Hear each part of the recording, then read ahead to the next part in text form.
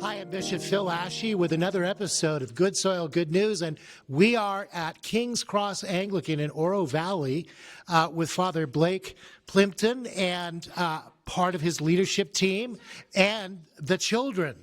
And there are some really great children running around here, even as I'm talking. So I always like to ask first, what are you excited about that the Lord is doing at King's Cross? So, I mean, this isn't anything new or transformative, but I'm very excited that we've been able to survive a really hard time of transition, huge time of uncertainty, and we've come out on the other side with, most of the people we went in to that period with, the people who are still faithfully worshiping together and taking care of each other, and that's what I'm most excited about, is finally reaching a period of stability. And like I said, that we're still with the same group.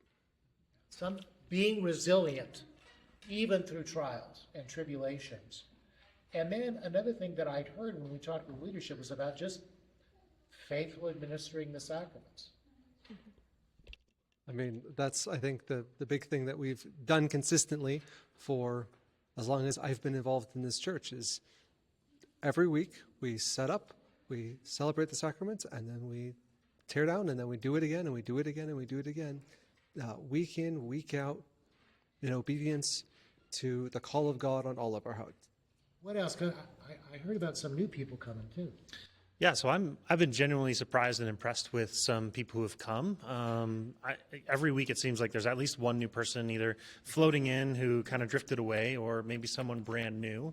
I'm actually even in the process of discipling a young man who came in and said, I'm in the Army. I had this experience like asking if God was real. He showed himself to be real. I think I'm a Christian, but I need to know more about Jesus. Can you help me? And I said, okay, come over and let's talk. And so we've just been enjoying a great time discipling him and telling him about Jesus and walking through life with him. So that's just been super fun. Yeah. Wonderful. Mm-hmm. And the music is great, right? No, I do really love the music here, but my more serious answer to your question is, especially among the ladies here, I really feel like there's been a great sense of people stepping up to actually help each other in more than just, oh, I'll pray for you. Like, I had a hard time last week, and I actually sent basically an SOS text message to a little group, and I was like, I'm really having a hard time. Is anyone able to call me? And yes. And so we've helped each other out with a lot of different things, whether it's like an emergency childcare because there's been something happening, or just needing some time, or just, we call it body doubling, when just someone goes over to someone's house, you just need to get chores done, and it's just really hard to get things done by yourself. Just having someone else there with you. So it's been nice to have, I feel like, I'm assuming the same for the guys, but like at least for the ladies, we've got a really good understanding of what it means to really actually be there for people and not just say that we're there. They're cool people. They're teaching me how to be a better friend. That's wonderful. So we've got great relationships forming. We've got wonderful worship, sacraments, the resiliency of going through a hard time and staying together, and new people coming in and discipling them. It's absolutely wonderful. What are some of the challenges as you look ahead from where you are right now that you're facing? The fact that we have to take down and set up, week in and week out. Yeah. That gets a little tiring, doesn't it? Yeah. What else? Just because of the size of our church, as far as the music team goes, it's a great honor to serve, but we do have a small number of people. So praying that one day we'll have more of a pool to choose from, and maybe we'll attract someone to the church who is really good at playing piano as well, who would want to be part of the congregation and assisting with that. Just would simplify some things. But I love our music team, don't get me wrong. So I just was going to pile on that real quick because, I mean, I would say that of any church I've ever been at in my life, a greater percentage of people are really involved here. Like really involved. I mean, you see it after our church, how many people just jump to taking things down. There's so many people doing things behind the scenes. Like most people in this church are involved in some way.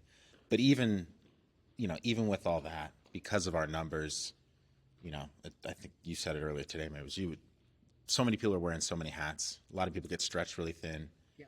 That's hard, and it means you really feel it when someone needs to go on vacation, or when we have people move away. We've lost a few families over the last couple of years, and in such a small church, that can hurt. It can really hurt. So and that's especially true when you're in a place where you got people in the Air Force or people in university, people that come in and out.